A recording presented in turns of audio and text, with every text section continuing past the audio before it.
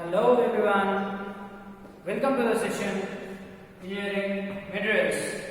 Today in our engineering materials our topic is on type of materials. Already we discussed how the material came into existence from the old age or stone age, and how we are using and what is the importance of the steel. We discussed in the previous videos. If you missed my previous video, just look into it. And after continuing the first two videos, this is the third video, and let us look at the properties in selection of materials. See, for example, I want to construct any building. Let us assume. See, if you look at your home or a college, just observe the size of the pillar. If you are at home, your size of the pillar will be smaller if you consider only for 2 floors. Whereas if you are staying in an apartment, then the size of the pillar may vary. Just observe in your home the pillar size. So why they are increasing the size of the pillar? Because if you are increasing the number of floors, then there will be see, for example, there is a floor. If you want only 2 floors, the pillar size will be different. If you are civil engineer, in your further lessons you will know what exactly. Or else, if you are mechanical student, then you can know how the load is. See, for example, this is a chalk piece. If I want to place a duster, it can hold. Okay, it can hold easily. But if I want to step on the chalk piece, whether it will survive? No, it will be turned into powder. So this is called as how much load it can bear.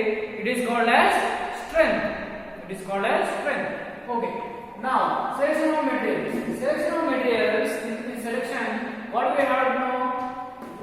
First, what are the properties required? Means if you want to consider how much flows you have to do.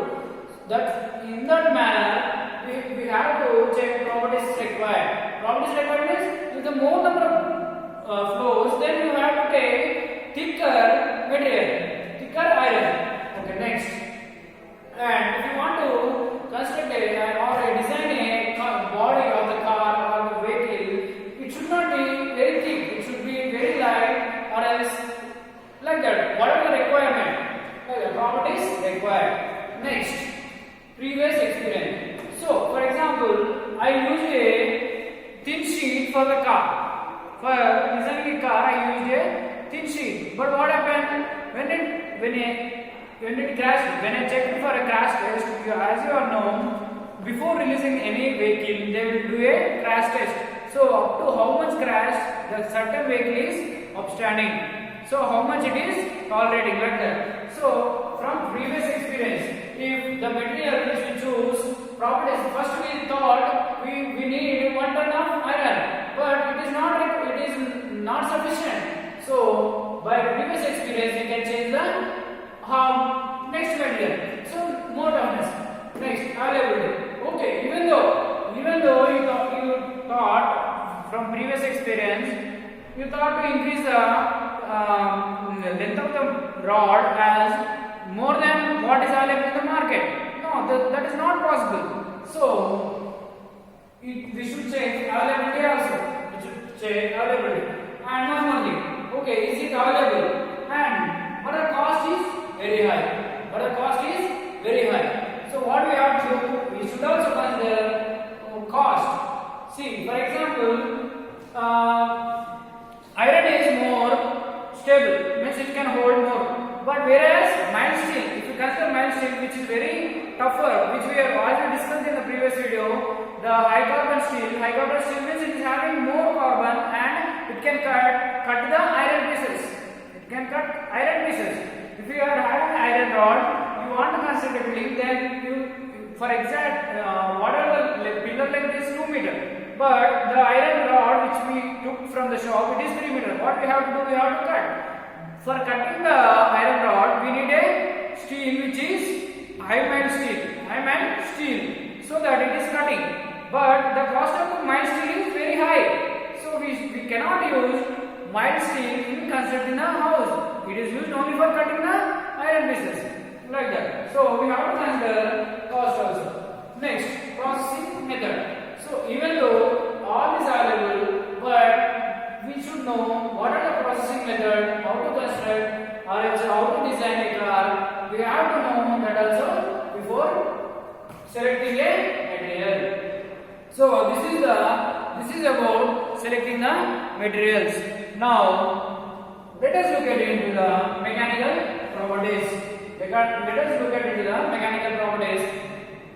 Okay, all this being required. So we need what is the have to know before selecting the iron or an iron rod. We should know what is the strength of the material we can hold before constructing a building. How much loads we need, how much load it can bear.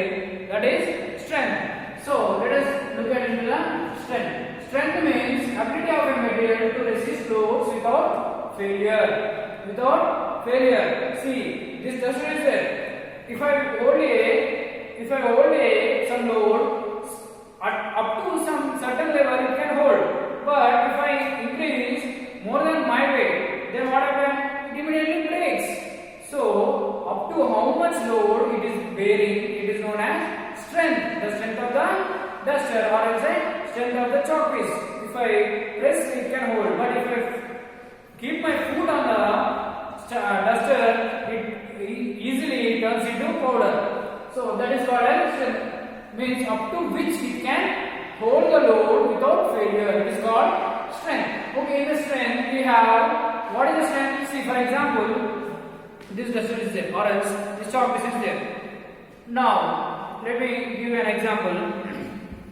This chalk piece is there. Now if I want to apply the load, see, it is resting on the ground. If I apply from the upward,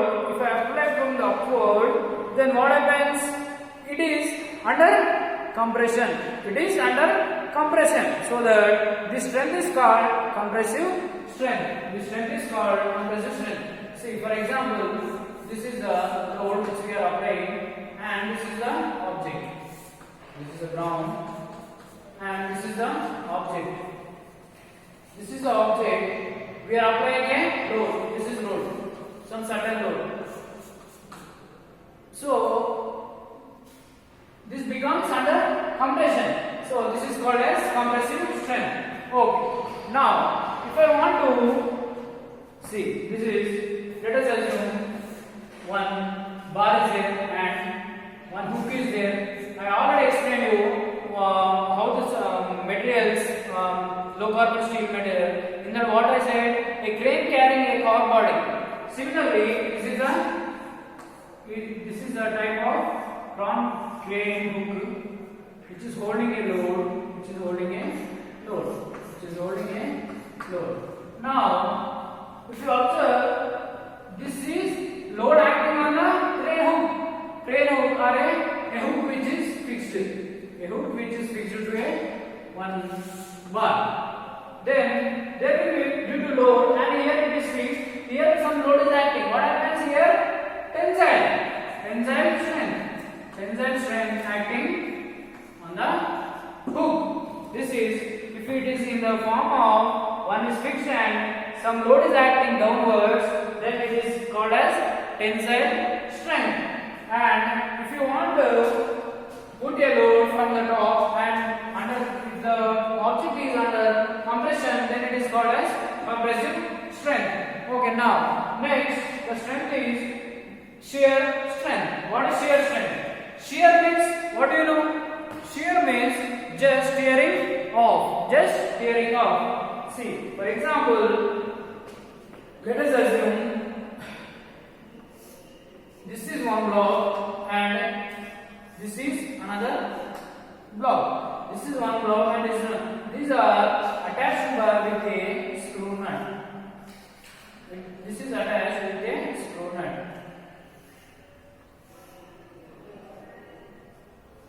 Now, here some load is acting and here also load is acting. So what happens?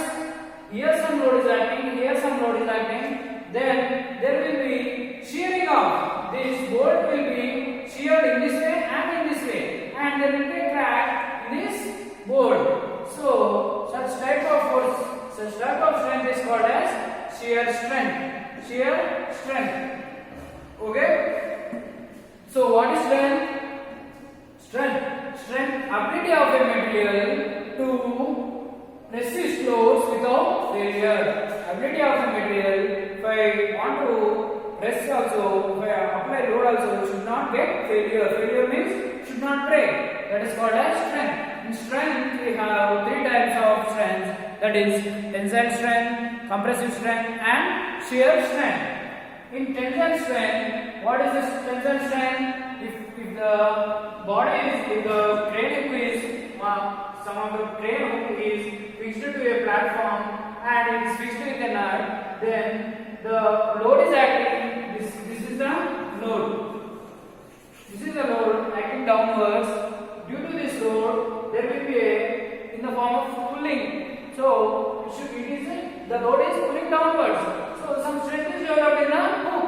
This is called as tensile strength. And compressive strength means compressive. There is a load and if there is an object here and the load is acting from upward with some pressure, then with some sudden load, then there will be under compression. So this is called as compressive strength. And shear stress means, see, this is the board which is fixed with two sheets. Then we apply both the loads in cross opposite section. Then there will be a shear in the board. This is called as shear strength. Okay, this is about the mechanical properties, and many of the mechanical properties are available like stiffness and ductility,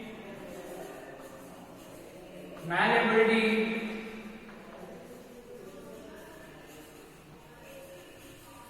and elasticity and plasticity